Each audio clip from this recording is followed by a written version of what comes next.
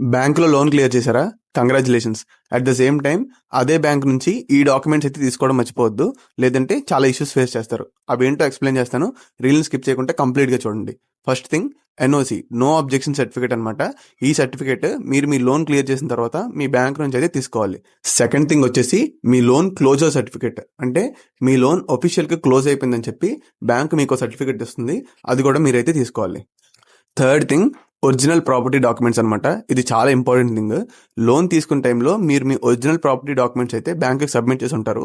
ఆ property documents loan clear చేయగానే మీరైతే వెనక్కి తీసుకోవాలి. ఫోర్త్ థింగ్ ఎన్కంబరెన్స్ క్లియరెన్స్ అనమాట. అంటే మీరు లోన్ అనేది హౌస్ని తాకట్టు పెట్టి తీసుకుంటే బ్యాంక్ ఏం చేస్తుందంటే దాన్ని సెర్సై దగ్గర రిజిస్టర్ చేస్తుంది. ఆ ఛార్జ్ ఏదైతే ఉందో ఆ ఛార్జ్ని కూడా క్లియర్ చేశారా లేదా అని మీరు అప్డేట్ తీసుకోవాలి. లాస్ట్ థింగ్ లోన్ తీసుకునే టైంలో మీరు కొన్ని బ్లాంక్ చెక్స్ అయితే సబ్మిట్ చేస్తారు. ఆ బ్లాంక్ చెక్స్ అయితే మీరు క్యాన్సిల్ చేయించాలి. ఈ డాక్యుమెంట్స్ తీసుకోకపోతే ఏమవుతుంది అంటారా? మీరు ఫ్యూచర్లో మీ హౌస్ని సేల్ చేస్తారు కదా, ఆ టైంలో ఇష్యూస్ అయితే ఫేస్ చేస్తారు. And at the same time me credit రిపోర్ట్లో ఇదే లోన్ అనేది స్టిల్ యాక్టివ్గా చూపించే ఛాన్సెస్ అయితే ఉంది. సో మీరు ఎప్పుడైతే లోన్ క్లోజ్ చేస్తారో ఈ డాక్యుమెంట్స్ అయితే కంపల్సరీగా తీసుకోండి మీ బ్యాంక్ నుంచి. ఇలాంటి ఇంట్రెస్టింగ్ కంటెంట్ కోసం మన ఛానల్ అయితే ఫాలో చేయండి.